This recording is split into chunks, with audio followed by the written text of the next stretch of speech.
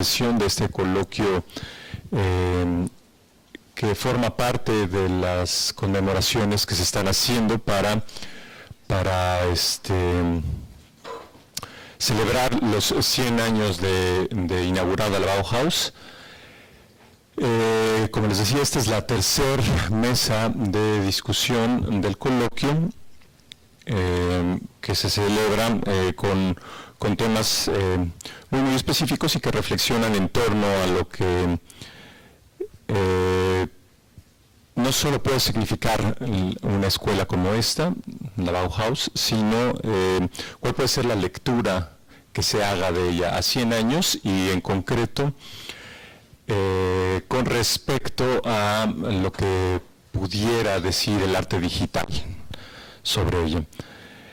El día de hoy el programa va a cambiar el orden sencillamente de los expositores porque de acuerdo a la naturaleza de sus propuestas se consideró que era pertinente comenzar por una reflexión un poco más teórica. Posteriormente es una reflexión que se dirija sobre todo a cómo la Bauhaus puede ser leída desde el aula, y finalmente la intervención última estará referida a estas reflexiones desde la práctica que se pueden hacer sobre el arte digital y la Bauhaus, ¿no? Por tal razón, entonces iniciaremos con la ponencia de la doctora Claudia Mosqueda. Continuaremos con la del doctor Rodrigo Rosales y finalmente concluiremos con la del doctor Hugo Solís. Bueno, iniciaremos pues, iniciaré con la lectura de la semblanza curricular de la doctora Claudia Mosqueda. Ella es licenciada en Sociología por la Universidad Autónoma Metropolitana, Unidad Xochimilco, maestra en Ciencias y Artes para el Diseño de la misma unidad. Se ha desempeñado en Sociología de la Educación Superior por la Universidad Autónoma Metropolitana Azcapotzalco y en Arte y Cultura para la Ciudadanía por la Universidad de Valladolid en España. Estudió el programa de doctorado en Ciencias Sociales por la Universidad Autónoma Metropolitana Unidad Xochimilco en México, además de ser doctora cum laude en Filosofía por la Universidad Autónoma de Madrid en España. Ha publicado diversos artículos en revistas especializadas y ponencias en congresos nacionales e internacionales sobre las prácticas profesionales y la formación genealógica del arte y diseño sobre los discursos contemporáneos del arte digital desde una perspectiva primordialmente sociológica de la tecnología, la fenomenología y la estética. Es autora del libro Origen Irruptivo del Diseño Gráfico Profesional, publicado por la UAM Xochimilco en 2008, y en 2017 publicó por la UAM Lerma el libro Interpelaciones del Arte, el Diseño y la Sociedad.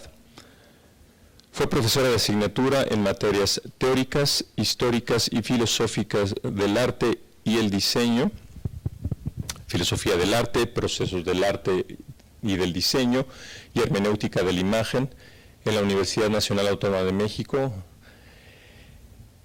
Ha dirigido tesis de licenciatura con temas afines al arte moderno y contemporáneo, al diseño digital y la teoría del arte y del diseño.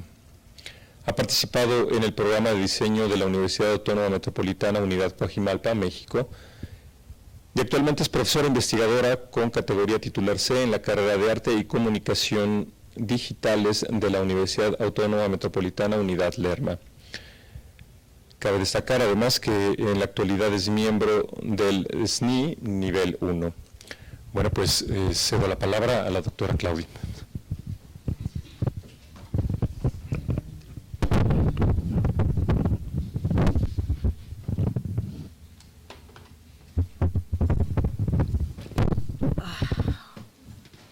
Hola, buen día.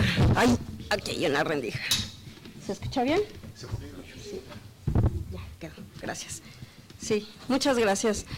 Pues Buen día a todos, gracias por venir, por un viaje seguramente lleno de muchos coches en el camino y un paisaje hermoso, ¿no? El bosque de la Marquesa.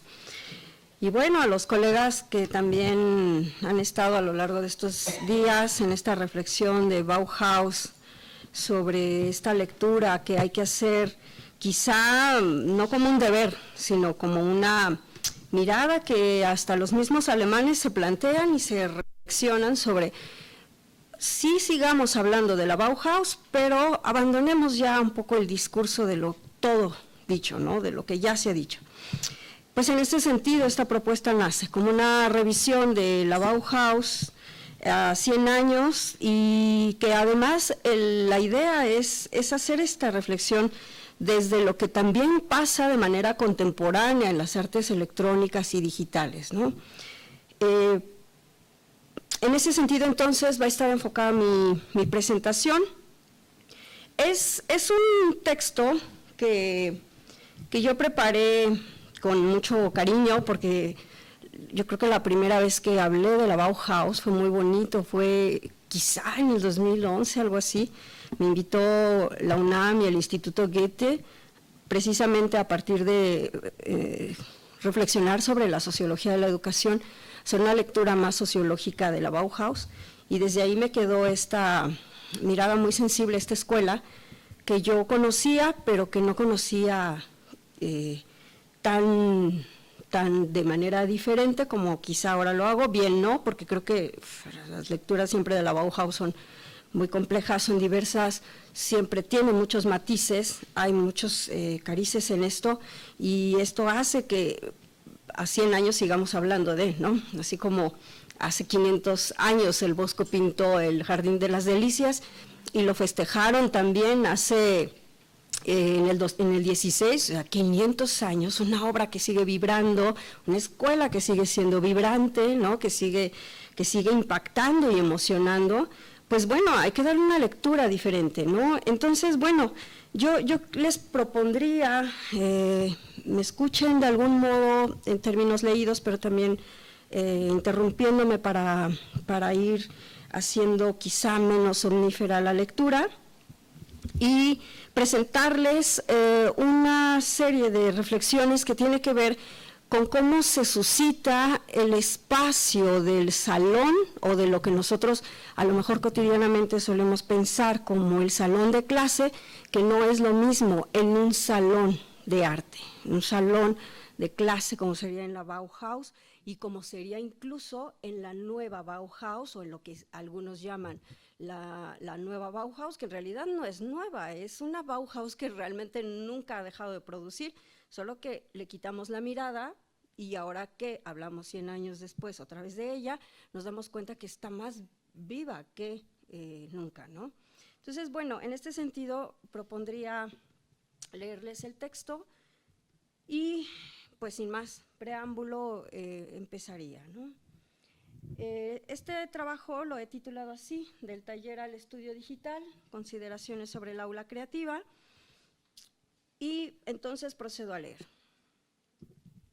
El modelo educativo que propone la Bauhaus es una síntesis creadora que instaura novedosas formas de enseñanza que se reflejan en la reinvención del trabajo colaborativo que va desde el taller de la Bauhaus hasta el laboratorio de los media, o el estudio digital, como lo denominaría el artista alemán Christian Gulke.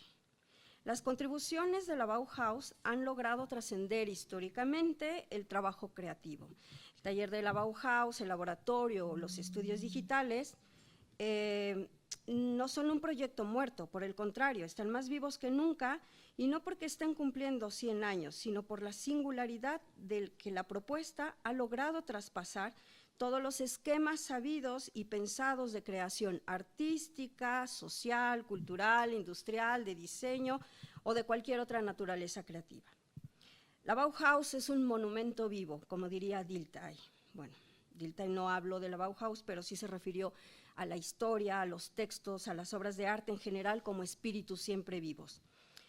La Bauhaus, en ese sentido diltheyano, sería un monumento vivo que reverbera de modo perenne e infinito, cuando las acciones de los artistas, creadores, pedagogos, maestros, escuelas o diseñadores contemporáneos activan constantemente en la cotidianeidad de sus saberes y prácticas la enseñanza introyectada que históricamente hemos introyectado por la Bauhaus. Su creativa inspiración promueve y hace trascender el constante ejercicio del crecimiento y rebasamiento del ser creador. El creador ha de renovarse siempre a sí mismo, mediante la perpetua reflexión de sí mismo. Ha de cultivarse a sí mismo, deshaciéndose para rehacerse constantemente. Ha de ser un sujeto que se irrumpa a sí mismo, porque solo desde ahí puede superarse, autotransformarse y volver a ser. Una de las grandes aportaciones de la Bauhaus es que, en el devenir de la reflexividad de su acción y práctica, logró incorporar dentro del taller los problemas y necesidades sociales reales que pudieran ser resueltos desde el arte. La Bauhaus desarrolla un alto sentido e interacción social que, desde una incipiente y quizá ingenua interdisciplinariedad, es capaz de proponerse un proyecto que mire los problemas sociales, dejarlos entrar al corazón del proyecto Bauhaus y desde esa fenomenología de la realidad permear un contenido pedagógico de la escuela. Es decir, la Bauhaus no está exenta de tener en todas las escuelas, todas las universidades tienen una función social. La Bauhaus no olvida esa función social. De tal manera que el propósito de este trabajo es mostrar cómo la Bauhaus, en tanto monumento vivo, ha promovido históricamente la trascendencia de un proceso creador dentro del taller que se reflexiona a sí mismo desde una acción y práctica ejecutada de modo inteligente y con ello fundar espacios de creación colectiva y comunitaria, trascendiendo hasta lo que hoy denominamos laboratorios de media art o estudios digitales.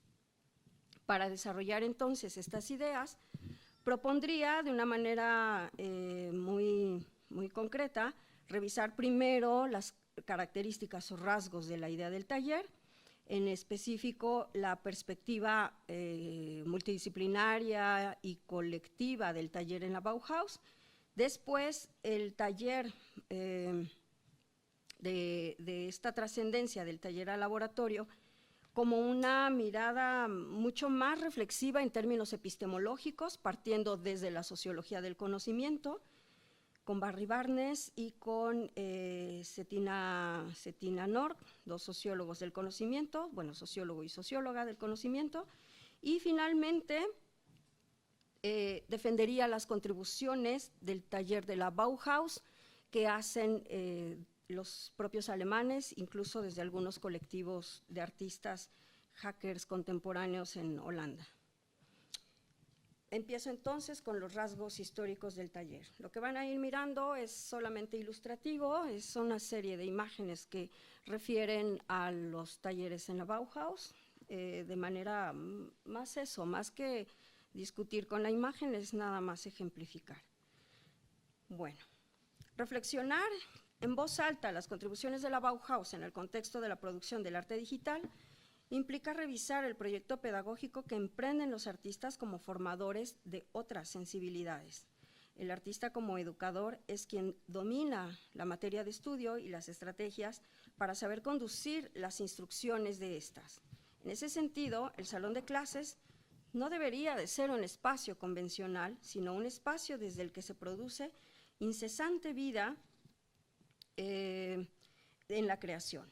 Cuesta-Bat tiene razón cuando ya refiere que la Deutscher Werkbund o la Bauhaus, la Facultad de Jutemas, los talleres de enseñanza superior en la ex Rusia, ya son los primeros ejercicios que nos permiten hablar del alcance social del arte.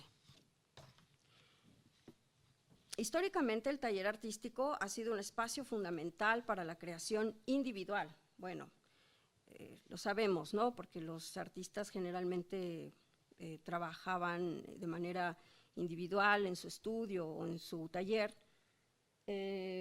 pero hay ciertas, digamos, excepciones que en el trabajo medieval, pues sí había estas comunidades de artistas, por ejemplo, Leonardo enseñando a sus aprendices, ¿no? Pero finalmente todo gira en torno a un ejercicio práctico de transferencia de conocimientos a partir de una acción ejecutada directamente sobre el material. Esto quiere decir que entonces el hecho de compartir un espacio que no es privado, que no es individual, que no es Picasso en el soliloquio creando en solitario, sino un artista que comparte lo que sabe y transfiere vía la práctica lo que sabe, hace entonces que el taller se vuelva directamente un espacio para el acompañamiento del artista como pupilo. La noción y el concepto entonces de taller puede ser definida como un espacio para el desarrollo de actividades artesanales, artísticas, sociales, científicas, industriales, que concretan objetivos humanos de diferente índole. El taller es el sitio para lo experimental, es un lugar por excelencia de reunión de teoría, de práctica y de reflexiones conjuntas. En el taller no solo se generan y desatan habilidades, la teoría se practica y se ejecuta ahí. El taller resulta entonces ser un espacio que no deja lugar a secretismos, dado que las estrategias de las relaciones de la transmisión del conocimiento están dadas a partir de destrezas, habilidades, prácticas que se ejecutan. Belver dice, y abro cita, la convivencia cotidiana entre el maestro y los discípulos hacía que estos fueran progresando poco a poco, conociendo los fundamentos del oficio, hasta conseguir establecerse por su cuenta como artistas. El taller entonces en la Bauhaus. El taller en la Bauhaus representa una síntesis creadora de una época que reconoce el progreso irrefrenable de la industrialización, por lo que esta escuela, en tanto proyecto artístico, hace frente a los nuevos aires de la época. La escuela alemana recoge inédita y productivamente la experiencia de los procesos industriales, las artes aplicadas, las artes de vanguardia, la técnica de la época, para proponer objetos que resuelvan necesidades sociales, reales, evidentemente orientados desde contextos socioculturales específicos. La nueva escuela de arte Bauhaus se propone como fundamento, como toda actividad artística, es la construcción. Pero esta no es posible desde la síntesis, solo es posible desde la síntesis de las prácticas artísticas, la arquitectura, la pintura, la escultura, con la intención de restablecer diálogos con los nuevos aires de la época que traen de suyo a la formación de un nuevo hombre. En el manifiesto fundacional expresado por Gropius, dice que, y abro cita, las antiguas escuelas de arte no podían crear esta unidad. ¿Cómo iban a poder si el arte no es susceptible de ser enseñado? Tiene que comenzar nuevamente en el taller. Arquitectos, escultores, pintores, todos tenemos que volver a la artesanía. No existe el arte como profesión. Cierro cita. Entre el artista y el artesano entonces no hay diferencia. El artesano y el artista van a ser una nueva elevación. La experiencia de la Bauhaus pedagógicamente es innovadora, porque la escuela alemana propone un proceso de formalizar las prácticas artísticas desde lo empírico, lo cotidiano, el saber formal, el conocimiento científico y la institucionalidad de la escuela. Se establece como un diálogo con las condiciones industriales y técnicas, culturales de la época, y con ello un serio compromiso social de resolver necesidades. De tal manera que se caracteriza por ejecutar una epistemología teórico-práctica y un carácter instrumental e intelectual debido a que nace en el seno de una sociedad industrializada y en el ambiente de las condiciones socioculturales que portan las huellas del contexto en el que ha sido producida. De ahí que el taller entonces sea un espacio creativo que por excelencia sintetizará las estrategias didácticas y pedagógicas para la creación de obras. Abro cita. Desde las estrategias didácticas del taller, este se toma como el espacio que presenta un tema para ser abordado de una forma amplia y directa por los y las estudiantes, en donde la participación de todos juega un papel preponderante en el proceso de enseñanza-aprendizaje, al interior del cual intervienen factores como la observación, el conocimiento previo, la creatividad o la práctica experimental. Pero este taller Bauhaus tiene rasgos también que pueden ser interdisciplinarios o multidisciplinarios. Sin embargo, nunca lo enunciaron así de manera explícita. Siempre se ejecutó una práctica educativa de manera transversal que no generaba una jerarquía de conocimientos o no hacía distinción entre la importancia de determinados conocimientos o estructuras pedagógicas, porque lo que opera aquí es un formato de taller. Este trabajo creador gira en torno entonces a la dilución entre profesor y alumno. Por el contrario, se va a proponer, es decir, no hay jerarquía, el maestro no tiene este escalón que hasta hace unos años ya por fin quitaron en la UNAM, ¿no? Que era salones de clase con un púlpito, ¿no? Donde el maestro se paraba, pero es que ahí hay una violencia pedagógica fuerte porque es mirar el maestro iluminado a los demás porque es el superior y es el inferior. En la Bauhaus esto es transversal.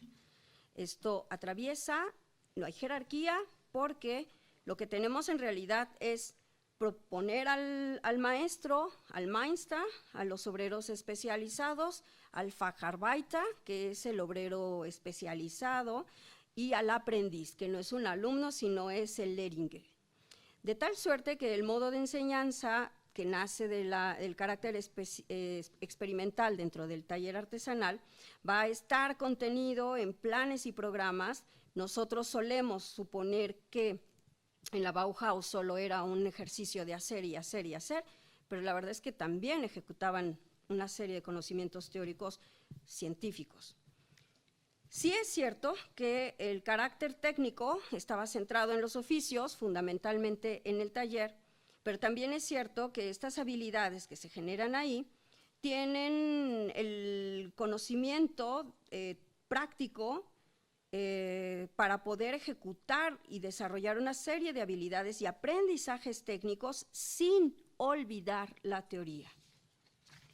Esto es muy importante porque el carácter científico y teórico que tenía la Bauhaus comprende realmente que los estudiantes, para poder ejecutar y desarrollar habilidades, necesitan saber de anatomía, de física, de química, de ciencias en general, pero también de administración. Esto es muy interesante porque no se aprende solamente en el ejercicio de la ejecución práctica, se aprende introyectando los conocimientos que luego habrán de ser habilitados de manera práctica y empírica en el aula. En la etapa, por ejemplo, de la Bauhaus en Dessau, el sentido de las actividades creadoras se orientan a la formación de habilidades, de técnicas formales, de conocimientos aplicados, orientados a la producción industrial, es decir, los estudiantes al mismo tiempo saben lo que pasa en su contexto inmediato, que Dessau es una ciudad extraordinariamente industrializada, y con base en eso empiezan a resolver y a establecer diálogos con el contexto de su época. De tal manera entonces que la Bauhaus abre campos de conocimiento que permiten la especialización de prácticas interdisciplinarias y transversales en la formación y ejecución de conocimientos. Por un lado, en el práctico sí hay talleres de ebanistería, de metales, de pintura, como estos maravillosos talleres que ustedes están viendo aquí, textiles, imprenta, prensa artística, pintura monumental. O sea, ustedes ven, por ejemplo, esta foto muy bonita de estos estudiantes ejecutando la teoría del color de Johannes Itten. O sea, no es el rollo del profesor de teoría por acá y el de la práctica por acá, o sea, está completamente integrado, hay una síntesis ahí. En la parte teórica y práctica, porque no se entiende teoría sin práctica, el conocimiento se aboca al estudio que va a implicar la conceptualización de los problemas que hay que resolver, pero también explicarlos desde la percepción, desde el estudio de la naturaleza, de la geometría, del dibujo, de la construcción, pero también implica que esto metodológicamente tiene que estar ordenado en la construcción del conocimiento del estudiante para poder proyectar las ideas. Es decir, no solo es ser hábil haciendo una escultura, sino es que soy hábil conceptualizando porque la teoría se ejecuta en el taller y eso me permite entonces conceptualizar obras desde un montón de teorías, de tal manera que la pieza que resulta no es la habilidad, no es la técnica del estudiante o del maestro o del conjunto de la gente que interviene ahí, sino es un proceso complejo de prefiguración, de síntesis conceptual que se proyecta al final en la obra. Los estudiantes también estudiaban psicología, ¿no? Estas disciplinas que antes mencioné, pero que en la etapa de Dessau se va ensanchando todavía el estudio de las ciencias sociales. De tal manera que, por supuesto, tenía que aparecer Hannes Meyer, y que cuando Hannes Meyer ocupa la dirección de la Bauhaus, después de la salida de Gropius en el 28, encontramos cosas extraordinarias. Aquí el ejercicio, la aplicación y la adquisición del conocimiento se van a ordenar en diferentes maneras. Por un lado, tiene que ver con el desarrollo de la sensibilidad respecto de las ciencias exactas. Tienen que también aprender de geometría, de álgebra, tienen que saber tipografía, tienen que saber de teoría del color, pero también tienen que saber representar de manera gráfica. Se van a enfatizar los campos del conocimiento que tienen que ver con la teoría científica integrada al trabajo práctico a fin de desarrollar capacidades proyectivas en los proyectos planteados. En ese sentido, la orientación del concepto de Hannes Meyer va a estar dada en mucho por el concepto de Bauen, que va a reafirmar el sentido de la colaboratividad del trabajo en el taller, porque se trata de una forma de trabajo, de un modo de hacer, que no solo comparte actitudes, aptitudes, aptitud con P y actitud con C, habilidades, destrezas o conocimientos, sino que orienta todo esto al carácter creador con un sentido fundamentalmente social. Entonces, sigue habiendo, o sea, que de hecho nace así y que sigue habiendo este afianzamiento a la lectura de las condiciones sociales que atraviesan el arte. Es decir, el arte en la Bauhaus está dado en mucho por la manera en que construye fenomenológicamente problemas y los lleva al aula. Desde ahí, esto que había dicho, es que traduce estas necesidades en el contenido pedagógico. Así que si hay que enseñar a hacer sillas en el taller de tallado de madera, pues las sillas estarán orientadas a un sujeto, no a un ideal o a un imaginario. En este sentido, se puede entender que la creación no es ya un acto solitario, sino es un acto social. No es el soliloquio del artista, es un proceso social que resulta de la lectura productiva de la época, de tal modo que la teoría y la práctica no están escindidas de sí mismas ni de su contexto social. Teoría y práctica mantienen un verdadero diálogo en la práctica como acto creador. El creador de cualquier naturaleza no crea en el soliloquio, no crea en solitario, sino en la convivencia de aquello que recoge, que lee, que identifica de las circunstancias que circunscriben su inmediatez, pero también crea a partir de una experiencia personal que sabe sublimar, que vuelve un acto de vida. Es un ser creador que no crea en la soledad de su inspiración, sino en la colectividad del entorno, interpelando a su contexto, dialogando sensiblemente con la gente y sabiendo mirar sus adentros.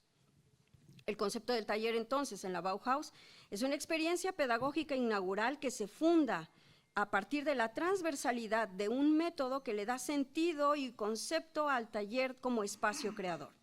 Los talleres en la Bauhaus se van consolidando gradualmente en la medida que la experiencia creadora va trascendiendo sus objetivos iniciales. Y esto es muy interesante porque realmente la Bauhaus nace con un manifiesto, pero aquí viene la parte epistemológica. En la medida que va reflexionando sobre sí misma, desde sí misma, es decir, se vuelve a la reflexión de lo que hace y cómo lo hace, es que aparece este gran paréntesis epistemológico del que ahora les hablaré. Se trata entonces de una organización orgánica que renuncia a la rigidez de la transmisión del conocimiento y a la jerarquía de la arbitrariedad pedagógica, representa la singularidad de una serie de experiencias creadoras que logran ir más allá de la estructura educativa tradicional para privilegiar la libertad individual y colectiva, la espontaneidad, la libertad de la experimentación de los procesos y de los materiales. La comunidad se vuelve entonces una condición fundamental del trabajo colectivo de todos los que participan en el taller. Yo creo que hasta aquí este discurso ya tendría que estarles resonando en el sentido de, pues ahora entiendo la colaboratividad, ahora entiendo los discursos del do it yourself, ahora entiendo por qué esto es en realidad, nace de una práctica que viene de un espacio social como el taller.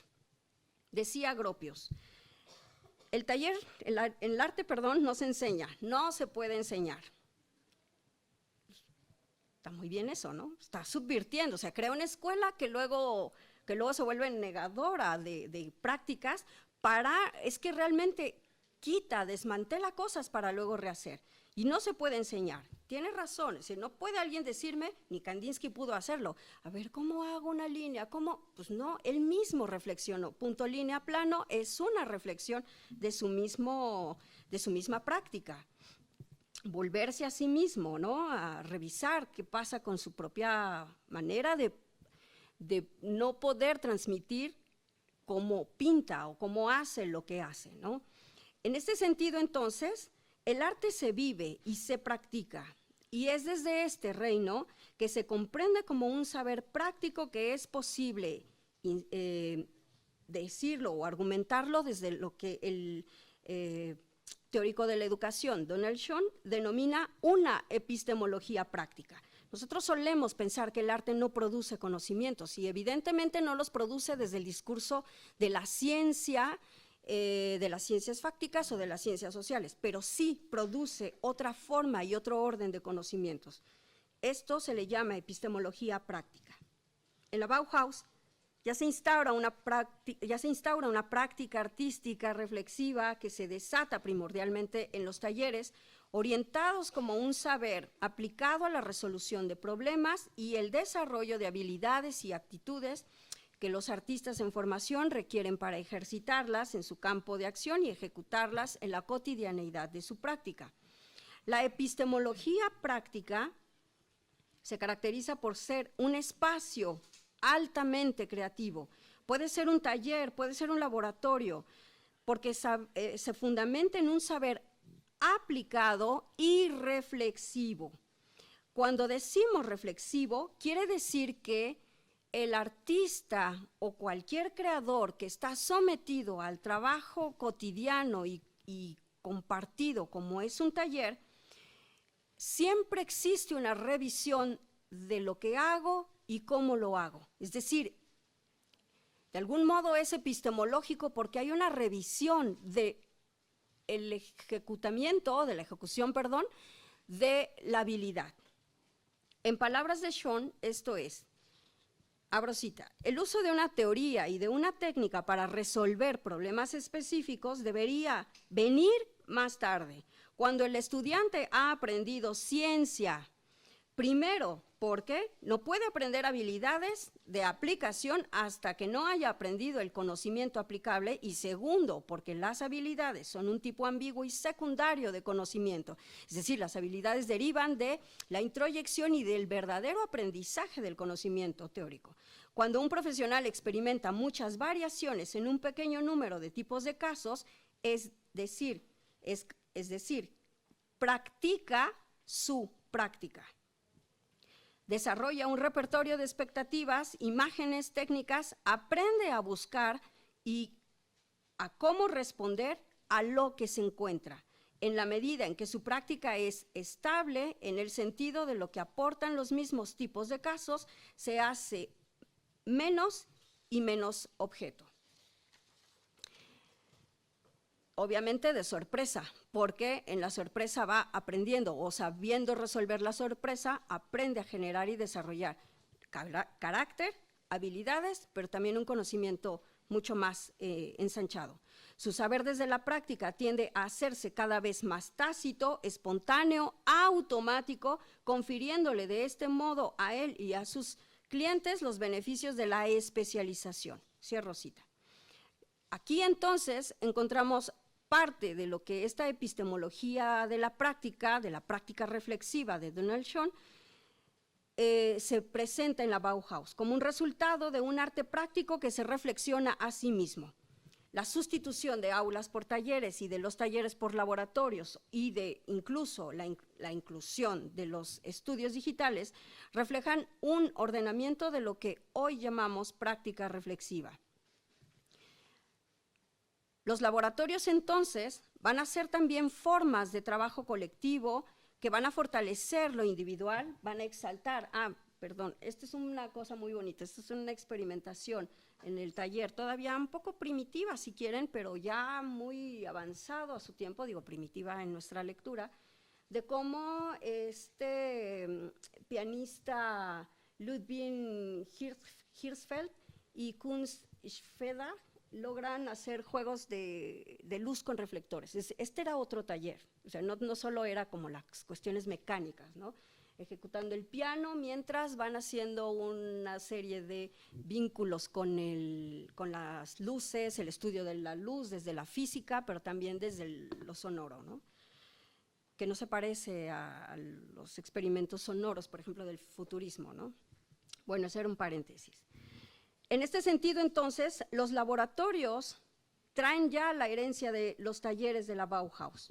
Quiere decir que tanto en las acciones ejecutadas en los talleres Bauhaus y en los laboratorios o estudios digitales son en todo momento formas de ejercer reflexivamente la práctica artística que regulan a sí mismas como actividad.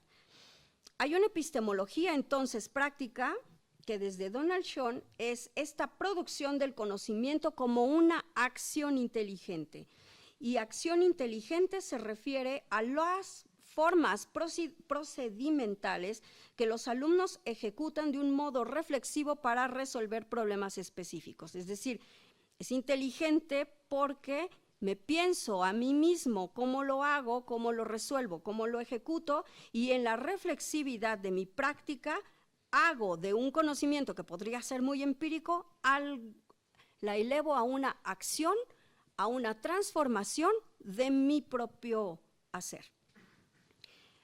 En este sentido, entonces, los laboratorios contemporáneos son legados del trabajo artístico de la Bauhaus, porque producen también una síntesis de procesos creativos que ceden espacio a la autoría individual para volverse colectivos, a las nuevas tecnologías, a los materiales, a los conocimientos científicos, abren nuevas posibilidades y horizontes para dar soluciones a los desafíos de un nuevo futuro. En ese sentido, los laboratorios contemporáneos son como los talleres de la Bauhaus, verdaderos espacios de creación.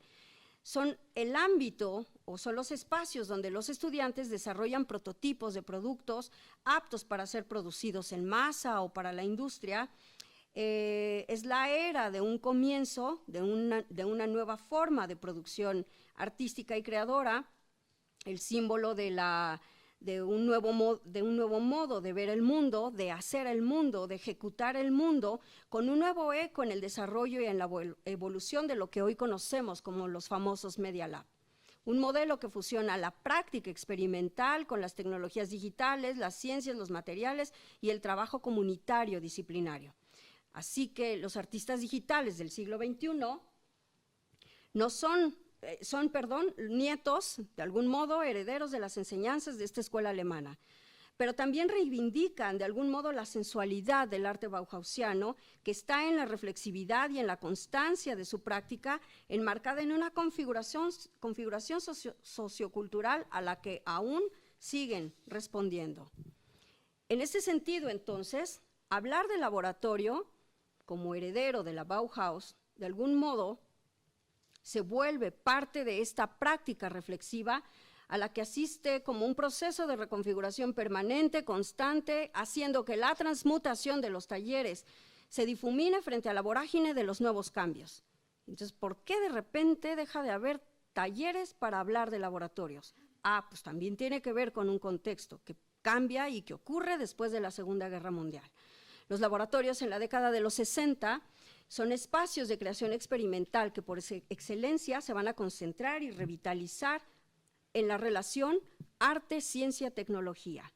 Espacios novedosos que se vuelven parte de una nueva dinámica en la producción del conocimiento y de la creación en el arte, porque ahora las universidades se van a vincular con grandes centros o laboratorios de investigación o de desarrollo tecnológico que, dada la complejidad de sus estructuras académicas y comerciales, imbrican perfiles de profesionales de diversas disciplinas, potenciando y renovando el ejercicio de la práctica reflexiva en el arte. La producción, entonces, cito a Gibbons, uno de los más brillantes estudiosos de la transformación del conocimiento, diría que la producción del nuevo conocimiento ya no ocurre en las fronteras disciplinarias, en las academias o en las universidades. Ocurre más bien a través de una interfecundación entre ámbitos interdisciplinarios y de la difusión de instrumentos y procedimientos que afectan a la práctica de la investigación, a menudo remotos. Cierro cita.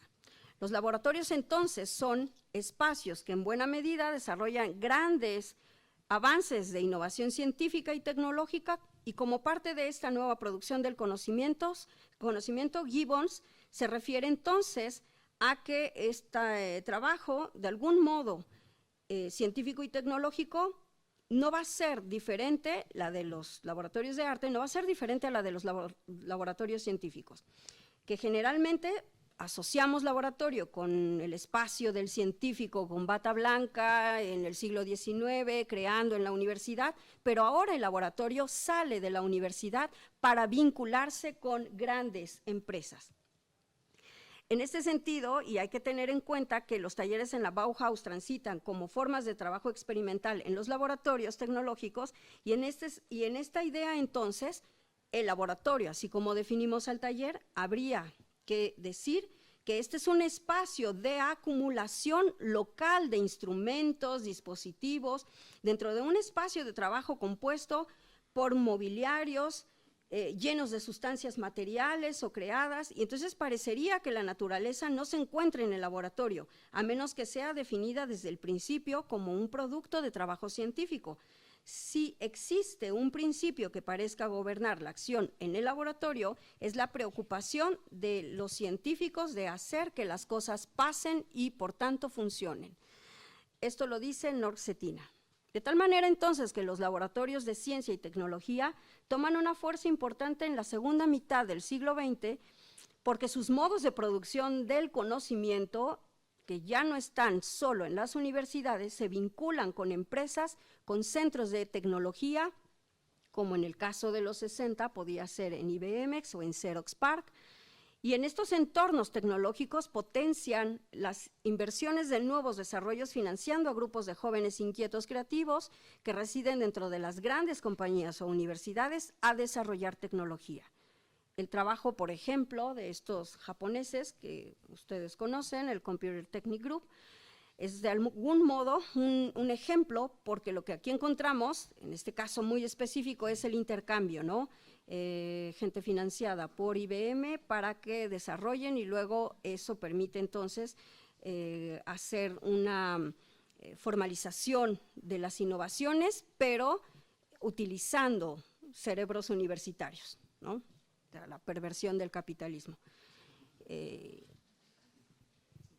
Los laboratorios entonces también son un espacio de la nueva creación metodológica en el arte, y por tanto sí tiene que ver con una innovación en la producción, ordenamiento y en el discurso artístico, equipado con nuevas herramientas, materiales, información extendida, pero también nuevos contextos sociales.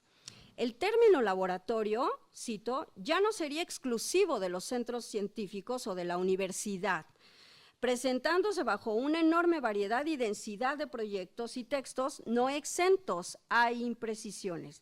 A diferencia del estudio del artista, actualmente está en boga el sufijo lab, y es utilizado por algunos grupos poniéndolo como un hito cardinal dentro de la esfera de la innovación, el cual tendría sus raíces en 1, laboratorios científicos, 2, industriales, 3, de diseño, 4 de tecnología digital. O sea que también los labs son una síntesis de época. En este sentido, entonces, el laboratorio implica la vinculación, evidentemente, con la ciencia y la tecnología, y este vínculo nos permitiría entonces hablar de una nueva creación de espacios de investigación aplicada, artística, que fusiona con las industrias, pero que de algún modo, ojo aquí, porque aquí viene la parte donde hay un olvido hacia la Bauhaus, no garantizan que la producción de sus objetos u obras se orienten a satisfacer necesidades sociales reales como lo llegó a hacer el taller Bauhaus.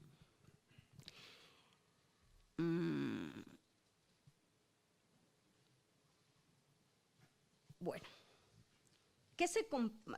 me voy a saltar esta parte epistemológica y me voy directo a las contribuciones, porque aquí recuperaría algunas cosas que desde la Bauhaus Weimar y desde lo que la artista holandesa Anja Grotten refieren, es que el uso y el exceso del uso en los lab, media lab, en los talleres, como cotidianamente lo hacemos, se vuelve en realidad un problema. Es decir, hay un uso excesivo de estos nombres, pero que en todo momento este uso excesivo hace que se pierda la sustancia. Porque es cierto que el perfil de los artistas contemporáneos es cada vez mucho más rico y más complejo, a diferencia de los artistas Bauhaus.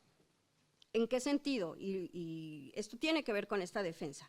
Por ejemplo, si bien sabemos que la organización del conocimiento en los talleres y en los laboratorios tiene que ver con una integración de conocimientos profesionales, empíricos, sensibles, personales, colectivos, tiene que ver al mismo tiempo también con lo que ocurre en esta eliminación práctica del discurso disciplinario. Sí se eliminan fronteras, porque los complejos perfiles de los agentes de cambio, que son los artistas dentro de los laboratorios o de los estudios digitales, ya no se reducen solo a ser artistas. Son desarrolladores de tecnología, industriales, programadores, músicos, matemáticos, biólogos, filósofos, antropólogos, artesanos, inventores, creativos. Los artistas que emplean los nuevos medios tecnológicos se despliegan como hombres también de su tiempo, que saben ordenar. Y aquí evoco a Pérez Cortés. El artista es un verdadero dédalo de la época. Ingenioso, inventor, conocedor de la técnica de los materiales y capaz de sacar provecho de las dificultades con que cuenta, inventor y transeúnte de laberintos, conocedor de caminos que le permitirían salir de los espacios complejos disimulados en que nos encontramos. En este sentido, y siguiendo lo que diría Pierre Lévy sobre el artista, este filósofo francés, dice: el artista es el nuevo ingeniero del mundo. Aparece entonces como el artista mayor del siglo XXI. Se ocupa de las virtualidades, de dar forma arquitectónica a los espacios de comunicación, coordina los equipamientos colectivos de la cognición y de la memoria, estructura la interacción sensoriomotriz del universo de los datos. Así que, en este sentido, ¿cómo podríamos volver a la defensa de la Bauhaus? Si el laboratorio también implica un espacio de creación, entonces hay un sentido epistemológico en cómo se ejecuta la práctica, en tanto en el taller y en el laboratorio, como en el estudio digital. Habría entonces que tomar esta perspectiva de esta sociología del conocimiento para comprender que entonces la acción reflexiva y práctica ejercida en los talleres, en los laboratorios y en los estudios digitales de la Bauhaus de Weimar, la nueva, no la de hace 100 años, permiten pensar que entonces es necesario que haya una claridad de estos espacios y de la recuperación del fundamento social con el que nació el laboratorio. Entonces, este movimiento es doble, es decir, por un lado, la Bauhaus identificaba problemas o necesidades sociales, y desde esa base social los orientaba al contenido y material pedagógico de los talleres y los laboratorios para luego poner soluciones factibles, asequibles, y de ahí entonces que la solución saliera de la escuela otra vez al contexto, es decir, transformar la realidad desde el arte. La orientación entonces de los talleres y los laboratorios en teoría y práctica, experimental, metodológica, se vuelve una acción reflexiva, una acción práctica y fundamentalmente social. Pero en este sentido, habría que defender entonces que la idea del laboratorio como un espacio y de estudio digital como un espacio de creación colectiva, postdisciplinaria, de innovación tecnológica, de renovación de técnicas y procesos para la creación, no olviden y no dejen de lado, es que no omitan, que no obvien o que incluso se les olvide la alta misión social con la que iniciaron los talleres en la Bauhaus. Las influencias que hay que destacar y reconocer en el proceso creador de estas nuevas prácticas del arte digital y electrónico es que tienen una enorme sensibilidad y una responsabilidad de vincular lo que producen con la escuela, con las necesidades del contexto social, económico, social, cultural. En este sentido, se refleja ya la dinámica didáctica de los laboratorios o de los estudios digitales, que generalmente se comprenden como espacios de hacedores que intercambian, colaboran y realizan proyectos artísticos. Lo que aquí se argumenta es que en todo momento se instauró un proyecto artístico que permitiera tener un profundo vínculo con las necesidades sociales, que los proyectos sociales entraran a la escuela y desde la escuela salieran al contexto.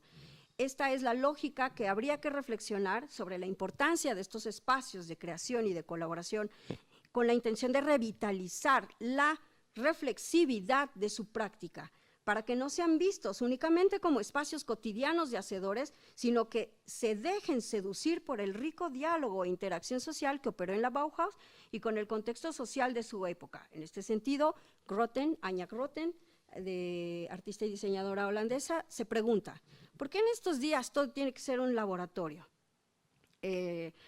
Esta pregunta probablemente surgió de un cierto agotamiento de este formato. Sin embargo, la pregunta también aborda el agotamiento de los mercados de los talleres, una tallerización y una producción cultural y una desilusión general sobre lo que un taller realmente tiene que lograr. La ausencia de una definición estandarizada de término taller podría ser una indicación de la divergencia y concepciones y expectativas sobre los límites y posibilidades del formato del taller. Sin embargo, también hay que hacer distinciones, observar las ramas y las desviaciones del taller. Cierro cita de Grotten. Esto tiene que ver entonces con que cuando se pregunta esto, esta diseñadora y artista holandesa se refiere a que estos espacios tendrían que ser instancias extracurriculares o curriculares, como sea, pero que de algún modo reflexionen sobre sí mismas y cómo este desgaste y esta tallerización del mundo de algún modo ha descuidado el sentido y la función social de la práctica y de la práctica ejecutada con una función social. La rica experiencia reflexiva que hizo la Bauhaus de su práctica dentro de los talleres y ahora en los laboratorios o en los estudios digitales nunca se escindió del sentido social de su ejecución en la práctica, y de este modo es que Grotten vuelve al origen, quizá al origen inaugural de la Bauhaus. En otras palabras, hay que recuperar el sentido originario de lo que se dio en esencia y fundamento social en el taller, en el laboratorio o en el estudio, que no es el de solo reflexionar la práctica y compartirla colaborativamente, sino de tener en cuenta que la práctica tiene un correlato social y económico en el que se enmarca la producción artística.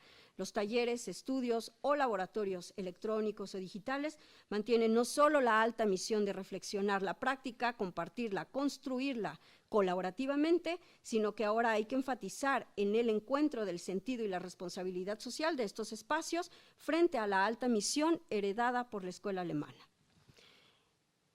En fin. Y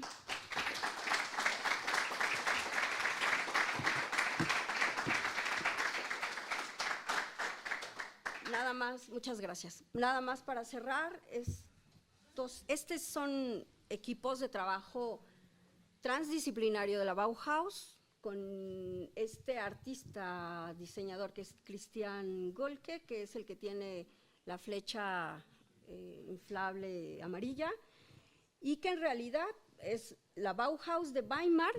Él tiene el concepto de que el salón de clases, es decir, sigue pensando en la Bauhaus con el sentido social, es decir, sus clases incluso son así, ¿no?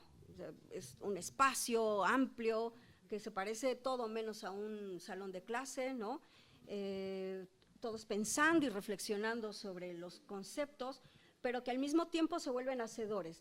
Esto es muy interesante porque a 100 años, esta Bauhaus de Weimar, muy digitalizada, trabaja con el Future Lab, ¿no? Es decir, hay un encuentro muy cercano, y lo que ellos han detectado es que los trabajos de licenciatura de sus egresados se vuelven desarrollos vinculados con los contextos sociales, necesidades sociales de Weimar, ¿no? Ahora sí muy encontrados, porque hace 100 años esto era impensable, ¿no? La gente de la Bauhaus eran los punks de los 20, ¿no? Pero ahora no, ahora los integran, han integrado a la comunidad de manera que desde la escuela también resuelven. Entonces es un trabajo etnográfico que hacen ellos mismos para resolver cómo pueden ir desde el diseño y del arte y redefiniendo problemas, ¿no? Jugueteando, generando habilidades, experimentando. Cuando dice ahí Weimar y BUW, se refiere a Weimar Universität Weimar. Y entonces fueron los ideales de este tipo de cruces de laboratorios, pero que desde la escuela, no como los labs de hacedores emergentes, sino desde la escuela se sigue manteniendo esta función, ¿no? Así que, pues muchas gracias. Una semblanza curricular. El profesor Rodrigo es profesor investigador asociado, contratado por tiempo indeterminado en la UAM Azcapotzalco, desde el 15 de junio de 2007 en el Departamento de Investigación y Conocimiento de la División de Ciencias y Artes para el Diseño. A partir de junio de 2017 está adscrito a la unidad Lerma en el Departamento de Artes y Humanidades de la División de Ciencias Sociales y Humanidades.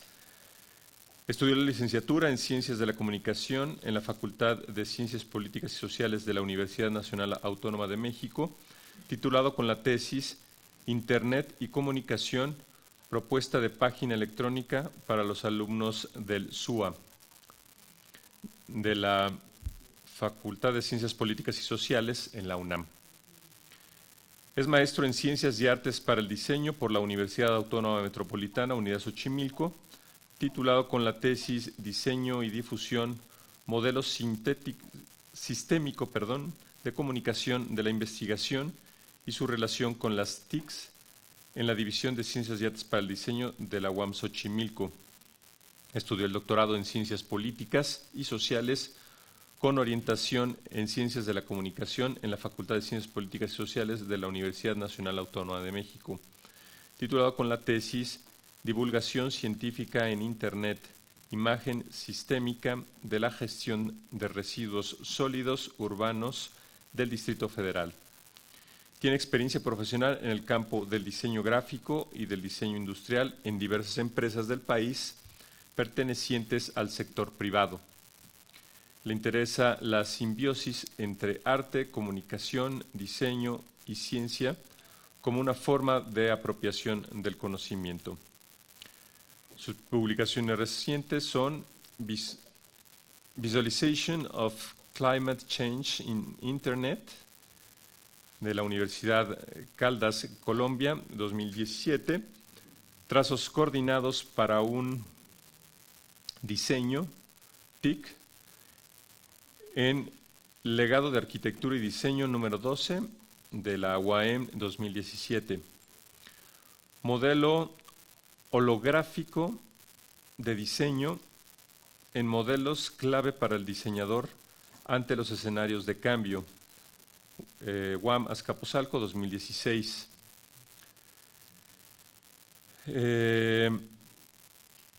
Los talleres impartidos. No, esto ya no. De acuerdo. Bueno, pues, proyectos de investigación, líneas.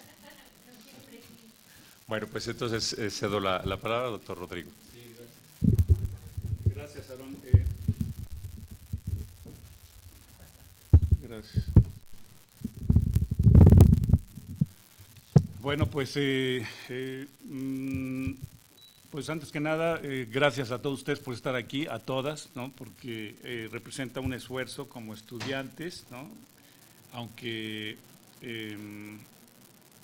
y bueno, es padre venir acá con el transporte de la universidad, hacer uso de esa infraestructura y poder estar aquí en este espacio que también es de la universidad, de la UAM, ¿no?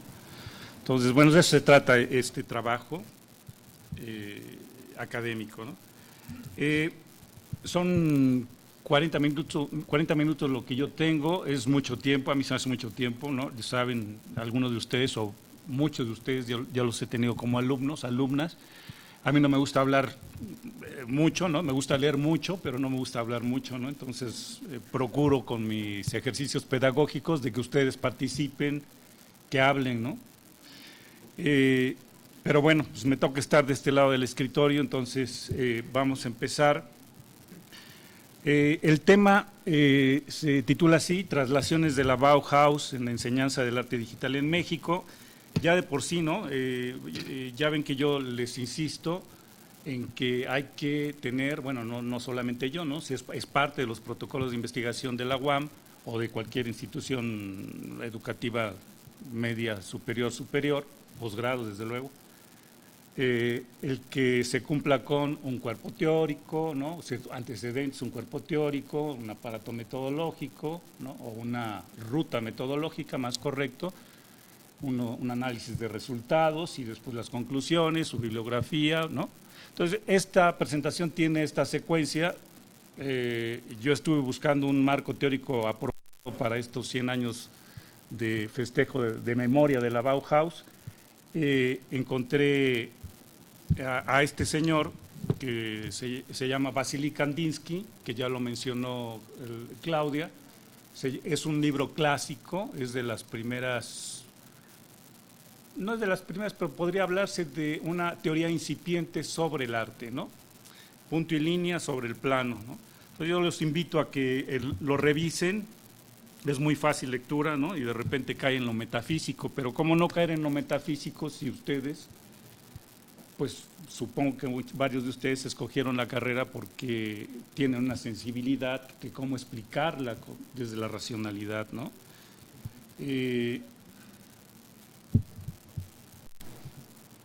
Bueno, ahí está, no sé si se vea bien, pero…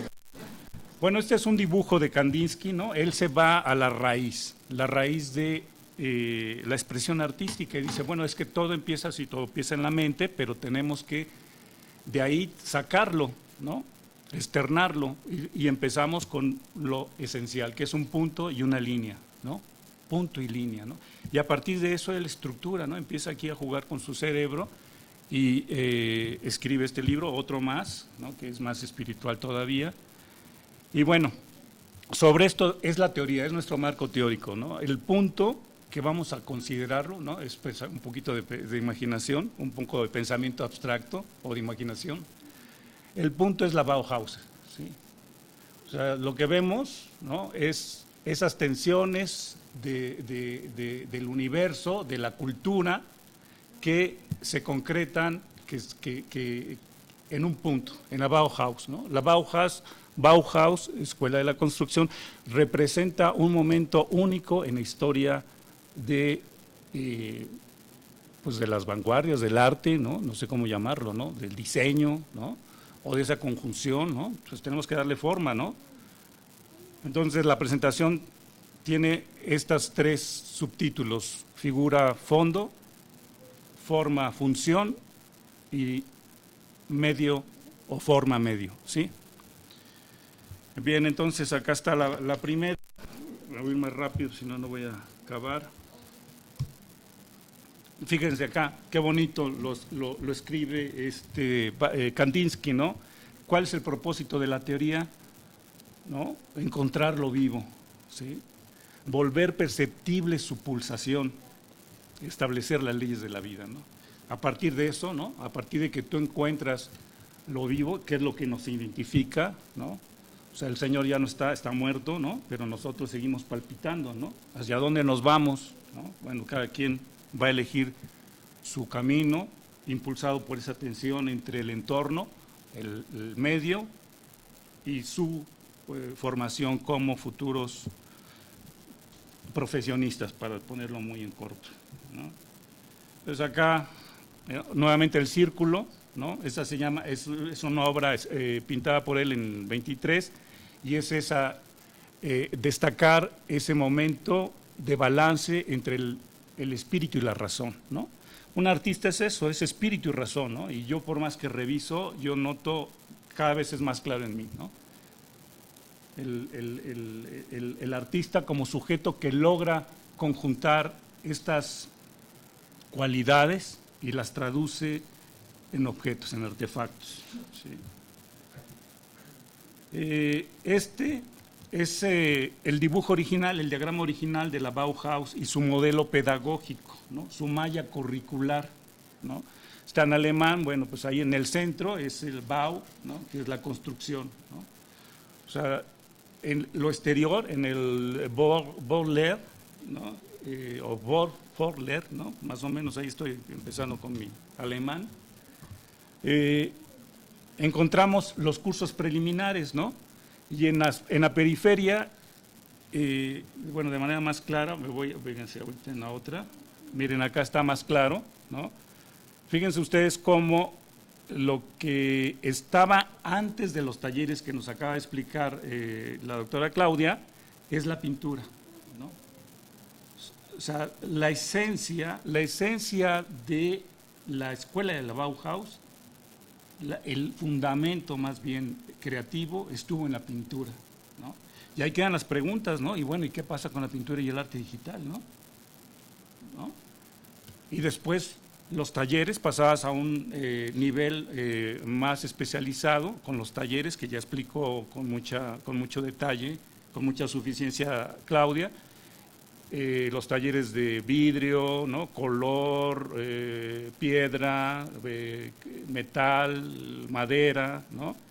Y finalmente en el centro se lograba la formación de este estudiante, ¿no? De esta persona que curiosamente llamaba Moholy Nagy, que fue el segundo profesor que se encargó de dar ese curso preliminar, porque Johannes Itten lo corrieron, ¿no? Nos dijeron, llegó un momento en que Johannes Itten era si ustedes se asoman a su biografía, era un hombre que le gustaba del misticismo, ¿no? Y él decía, no, es que la creación, ¿no? Y tenía unas ideas muy espirituales, ¿sí? Y a partir de, él decía, es que es la libre expresión, el artista debe ser libre expresión, ¿no? Libre pensamiento, ¿no? Y entonces, en un inicio, cuando estaban en el famoso, la primera fue Weimar, ¿sí? Fue Weimar. Cuando estaban ahí, cuando abrió esa escuela, pues para los inicios fue conveniente, ¿no? Jaló un grupo de hippies, yo no los llamo punks, pues más bien hippies, ¿no? Y bueno, se instalaron ahí, empezaron a trabajar, ¿no? Y llegó un momento, la segunda etapa de la Bauhaus, que está muy cerca esa coincidencia en que se trasladan a Dachau. ¿Por qué? Porque el estado de Weimar, ¿no? Como el Estado de México para Lerma, ¿no? Pero el estado de Weimar, allá, les dijo, bueno, pues está muy padre su proyecto, pero pues esto es una comuna de hippies, ¿no? Yo necesito ver billete porque esto me está costando, ¿no?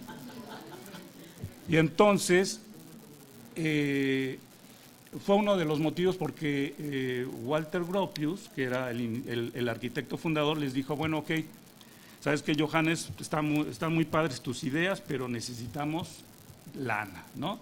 Y entonces fue cuando contrataron al segundo pintor, al segundo personaje en la pintura, que fue Moholy Nagy, ¿no? Y se relacionaron directamente con la empresa. Le llamaban comisiones les llamaban, ¿no? Que era, a ver, aquí estas son nuestras instalaciones que ya explicó, que nos visualizó Claudia, ¿no? Textiles, metales, maderas, ¿no? A ver, vengan empresarios, ¿qué chamba quieren, no? No, pues me interesan unos muebles, que no. Ah, no, pues aquí te los hacemos, ¿no? Vamos a hacer una comisión y se armaban los equipos, ¿no? Entonces, por eso no se avenía la personalidad de Johannes Itten con los nuevos planes de la Bauhaus, ¿no? Pero bien interesante ese momento porque la Bauhaus, mientras estaban aquí dibujando y proyectando al hombre total, ¿no? Esa era la proyección, ¿no? Porque Macaulay exploraba con la luz, con el cine que empezaba, ¿no? Y experimentando, y para él decía es que la forma es luz, es básicamente luz, ¿no? Entonces, a partir de formar este nuevo hombre, el hombre total, ¿no? Se iba a revolucionar todo, ¿no? Porque era transformar la vida cotidiana con los objetos, ¿no? A través de los objetos. Entonces, ¿en qué nos quedamos? En Walter Gropius, Hannes Meyer. Hannes Meyer en esta segunda etapa entonces se vincula con la industria, ¿no? Él lo dice en unas palabras muy bonitas, se los doy, miren.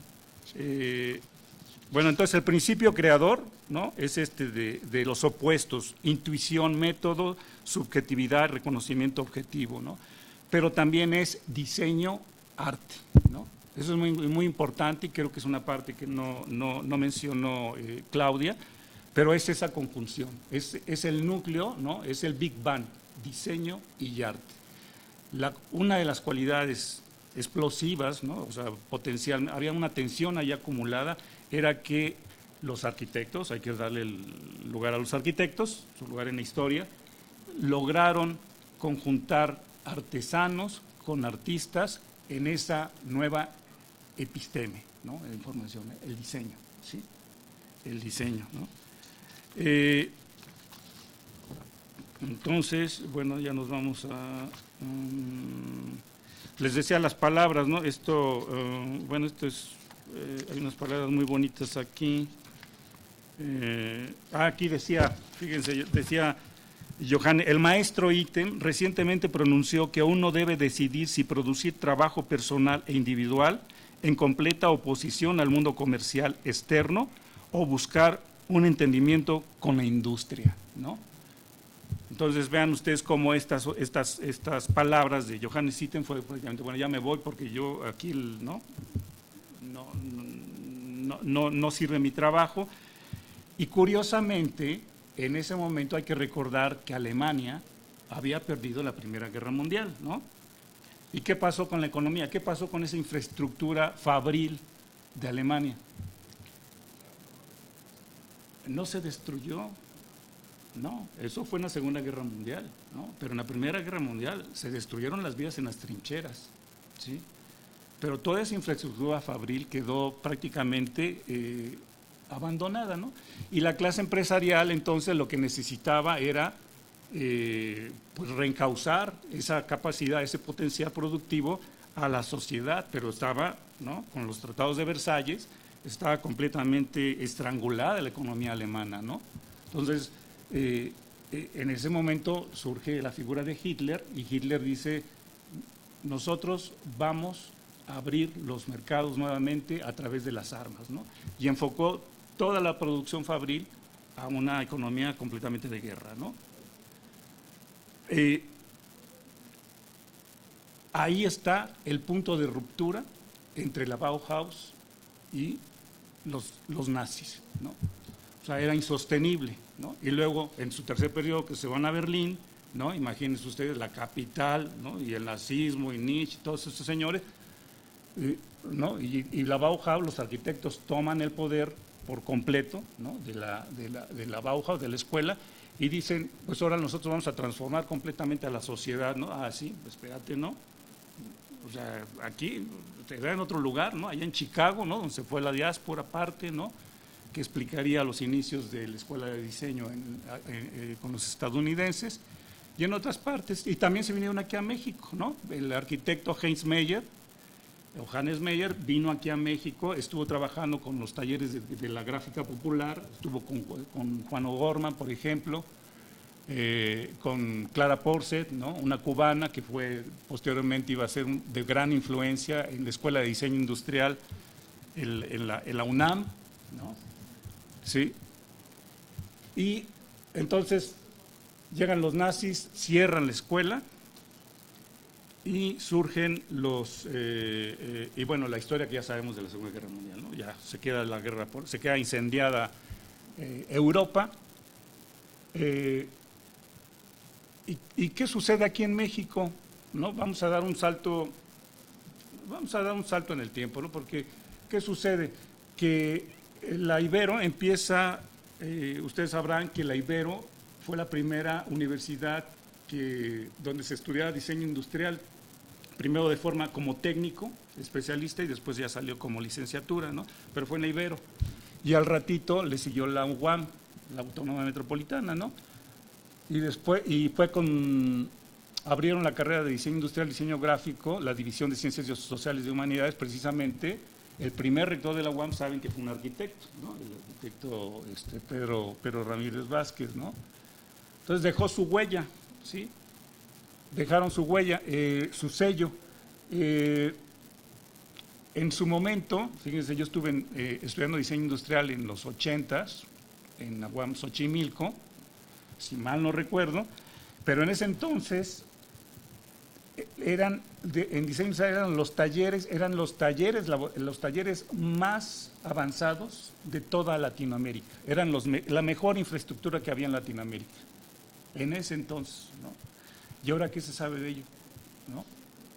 Y por su parte, la UAM Azcapotzalco se fue por otro lado, no tenían tanta infraestructura, modestos sus talleres, pero tenían un proyecto académico que era contra un diseño dependiente, igual que la Bauhaus, curiosamente, ¿no? Podemos nosotros formar una nueva sociedad, la sociedad mexicana, ¿no? En pleno despertar, el milagro mexicano, en pleno despertar industrial, y podríamos hacer lo que no logró la Bauhaus, lograrlo hacer aquí en México, ¿no? ¿Y qué pasó? Bueno, pues ya sabemos también historia, que ese medio que se fue por otro lado, las decisiones de la clase política mexicana optaron por un modelo de desarrollo económico distinto, ¿no?, a lo que se planteaba en la UAM Azcapotzalco, contra un diseño dependiente, ¿no? Producir objetos con una tecnología propia, ¿no?, con una estética propia, ¿no? Fracasó, ¿no? Para mí, la Escuela de Diseño Mexicana, y esto lo digo aquí abiertamente, para mí, igual tema de discusión abierto, ¿no?, fracasó, ¿no?, teniendo maestros excelentes, excelentes, ¿no? En fin, entonces, bueno, si estoy tocando esos apuntos, bueno, entonces, ¿qué tiene que ver el arte digital con esto? Bueno, pues miren, acá yo les hago les voy a enseñar un bosquejo de planes de estudios, no se ve, ¿no?, pero sobre la licenciatura en animación y modelado 3D en escena, ¿no?, que es una escuela privada, ¿no?, que está por acá, a lo mejor la conocen de ustedes, ¿no? Bueno, si revisan el plan de estudios, es puras materias técnicas, ¿no?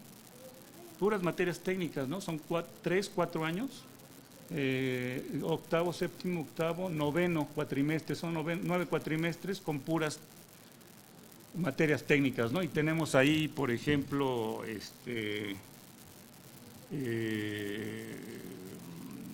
pues que les gusta, fundamentos de animación 2D, secuencias animadas, ¿no?, animación de personajes 3D, modelado 3D, historia del arte, en fin, los voy a presentar porque son varios, rápidamente. Esta es la de la Universidad de Guanajuato, que tenemos aquí el gusto de tener la presencia de un profesor, ¿no?, el profesor Reinaldo Thompson, y vean ustedes cómo también estoy poniendo nada más tercero, cuarto, quinto, sexto, séptimo, ¿no? Igual, estuve haciendo un análisis de las materias que se llevan y efectivamente igual que cualquier carrera, ¿no? Empiezas de lo simple, de esas unidades básicas y vas escalando, ¿verdad?, hacia una complejidad. ¿Y dónde está la complejidad? Pues en la investigación, el desarrollo de proyectos, ¿no?, la gestión, ¿no? ¿Y hacia dónde van esos planes de estudio? A formarlos como sujetos independientes, empresarios, ¿no? Yo quiero ver aquí quién de ustedes desarrolla esas cualidades empresariales, ¿no? Acá tenemos a nuestra hermana de la Autónoma del Estado de México, que igual estuve revisando sus planes. Es una lástima que no se logren apreciar, pero es muy interesante, ¿no? Igual historia del arte, arte en red, ¿no? Imagen electrónica, dibujo, memoria, ¿no? También tienen ese empiezo, ¿no? Ese inicio, ¿no? Que es el dibujo. Curiosamente el color, la pintura brilla por su ausencia, pero está el dibujo sí permanece, es una constante, ¿no? Y yo preguntaré, la carrera de aquí que estamos llevando aquí en Lerma, ¿cuántas clases de dibujo llevan? ¿No? Bueno, ¿no? ¿Un talase? Ay, lo quitaron, bueno. Acá está precisamente la de Lerma, no se nota, ¿no? Tampoco, pero bueno. Es la única de las carreras de arte digital que están en el país, que se cursa por medio de módulos. Es la única, eso es interesante, ¿no? Y que se articula por los 3 ejes, ya saben, ¿no? El tecnológico, el teórico y el creativo, ¿no? Es la única, ¿no? Y esa es una oportunidad que tenemos para nosotros como docentes y ustedes como alumnos para hacer algo bonito, ¿no? Y lo pongo yo aquí en un escrito, ¿no? Creo que la unidad Lerma tiene potencial, esa tensión, para transformar, proponer un perfil de artista digital. Acá está la de Coajimalpa, ¿no? También es muy interesante, porque fíjense que empiezan a revisar la malla curricular y hay muchas coincidencias, hay muchas materias que se repiten en los planes de estudio, tanto de arte digital como de diseño, ¿no? Entonces ahí está la unidad, ¿no? Es lo que heredamos, ¿no? Ahí están dispersas, ¿no? Desagregadas, ¿no? Y de repente, pues nada más pareciera ser que están compuestas, que lo que hacen con las mismas materias o materias muy similares es jugar en un cubilete y lanzarlas, y ahora le vamos a poner licenciatura en animación compleja, ¿no? Qué interesante, ¿no? O sea, es la herencia, como decía Claudia, es la herencia de la Bauhaus, ¿no? Que queda sedimentada hoy día en estas licenciaturas. Acá tenemos otra. Miren, fíjense ustedes en lo de la UAM Coajimalpa, por ejemplo, hay unas materias antecedentes previas que son, digamos, de formación común, y luego en los últimos, a partir del quinto, me parece, a partir del séptimo, ya ustedes eligen qué camino seguir, ¿no? Diseño digital, espacios, y vean ustedes en espacios se ve museografía, se ve escenografía, ¿no? Audiovisual, lenguaje cinematográfico, principios de animación, ¿no? Diseño digital, modelado 3D, hipertexto, ¿no? Y mensajes visuales, ¿no? Diseño, o sea, vean ustedes qué oferta tiene las carreras y qué distinguiría a la suya de esas, ¿no? ¿Y dónde estaría la ventaja de estudiar en la UAM Lerma, ¿no? Y bueno, esta es la tercera parte, ¿no? Ya para acabar, es la parte de medio forma, ¿no? Aquí, fíjense, yo decía un asunto de que el diseñador lo que logra con la Bauhaus, esa figura naciente, como este cuadro impresionista, logra conjuntar a la ciencia y a la tecnología de su tiempo, ¿no? Igual que este cuadro es un reflejo de su época, ¿sí?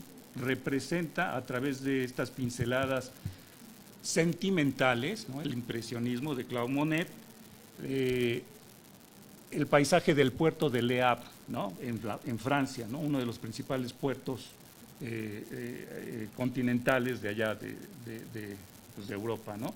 Y al fondo se ven se alcanzan a distinguir algunas chimeneas, ¿no? La revolución industrial, ¿sí? La revolución industrial. Y cómo, en contraposición, el arte sensibiliza ese mundo artificial. Y más para acá, ¿no? Más para acá tenemos al maestro Diego Rivera, con su hombre. Este cuadro seguramente es un mural, seguramente lo han visto, ¿no? En el Palacio de Bellas Artes, el hombre controlador del universo, ¿sí? Es el gran ideal, es el mito del hombre moderno, del hombre contemporáneo, ¿no? Sigue vigente, ¿no? Y está hecho al final Cuando murió la Bauhaus en Europa, este señor la retoma, expresa a través de su pintura su época, ¿ok? Pero aquí en México, ¿no? Y bueno, un poquito más abonando, ustedes han de conocer que de Manuel Felgueres, ¿no? Él tiene estas ideas, él fue el primer artista digital en México, al menos así se le reconoce, el primero, ¿ok? Y este es un cuadro producto de ese experimento que hizo con el MIT, con el Massachusetts Institute of Technology en los Estados Unidos, ¿no? Porque acá no había esa infraestructura. Entonces logró este dibujo computarizado, ya lo iluminó y todo, y después decía que esto dice, ¿no? Si los tecnólogos ven en esta investigación una extensión del poder de la computadora sobre el ser humano, es porque no entienden el significado de la condición humana. Si los humanistas persisten en que el arte debe declararse fuera del límite de acción de las computadoras, es porque mantienen nociones románticas sobre el significado del proceso creativo, ¿no? O sea, vean ustedes dónde está el artista digital, ¿no? Entre lo espiritual y lo racional, ¿ok? Entonces, bueno, el medio, este medio forma cómo se traduce, translation, ¿no? Cómo se, hoy día, ¿no? ¿Qué sería nuestro medio, ¿no? Pues la economía, ¿no? Finalmente todos ustedes algún día tienen, o si no es que pues, el ideal sería pues, vivir de lo que están estudiando, ¿no? Si no, ¿para qué invierten en esto, ¿no? Entonces, vean ustedes estas estadísticas, ¿no? Son del 2018, del anuario estadístico 2018 del cine en México, ¿no? La esfera más grande, que representa el 68.3%, es la distribución porcentual del Producto Interno Bruto de medios audiovisuales. Vean ustedes cómo Internet domina por completo, ¿no? Vean ustedes cómo, ¿no? La tele, y muy por abajo los demás, ¿no? Entonces, artistas digitales, ¿a dónde van, no? ¿Cuál es el medio que tendrían que estar? Bueno, es el medio, ¿no? La forma ustedes la ponen, la van a proponer. Y aquí hay otro dato interesante del total del Producto Interno Bruto, se divide en sectores, ¿no? Y está el sector cultura. Y curiosamente, del sector cultura, el que tiene el mayor porcentaje es el de medios audiovisuales, ¿no? Con el 37%. Aquí se incluye el cine, la televisión también, ¿no? Y todos los demás son, pues bueno, aquí se las dejo un ratito para que lo vean, ¿no?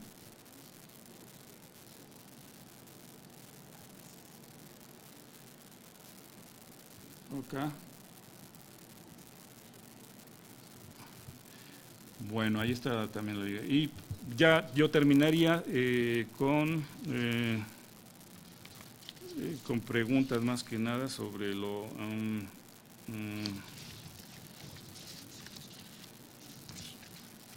terminaría con esto, ¿no? Volviendo al tema económico, nada más una pequeña digresión sería en el siglo XVIII. En el siglo XVIII, acá se instituyó la Escuela de Artes y Oficios, ¿no?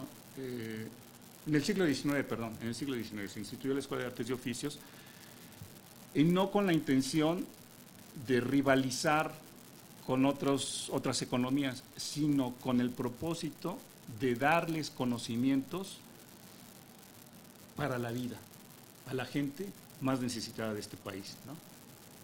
Entonces, esto es muy interesante porque es nuestro medio, ¿no? Ustedes son un sector privilegiado, somos un sector privilegiado de la sociedad, ¿no? Pero no necesito explicarles más, ¿no? ni ilustrarlos más de lo que está pasando allá afuera, ¿no? Pero ¿cómo resolvemos esos problemas, ¿no? ¿Cómo recuperamos esa función social de la que comentaba Claudia, ¿no? Y nos insertamos en ella, ¿no? Es todo un reto, ¿no? Entonces, ¿dónde está? Entonces ahí, en ese sentido, ¿no? Yo aquí me hago publicidad, ¿no? Y les leo las conclusiones, ¿no? Al revisar sobre un plano base, ¿no? Para Kandinsky era el cuadro, ¿no? Pero las posibilidades que te brindaba el cuadro iba en abstracto. Alcanzabas niveles superiores según el grado de abstracción que tú pudieras, ¿no? Entonces dice, al revisar sobre un plano base las fuerzas de tensión históricas entre el diseño y el arte, sus mutuas trayectorias en el tiempo se separan para reencontrarse. A 100 años de haberse fijado el punto de partida, el complejo de líneas continúa desmaterializándose. Con estas breves reflexiones se venera una memoria y con ello se asoma la pulsación constante de la vida, ¿no? Ya, gracias.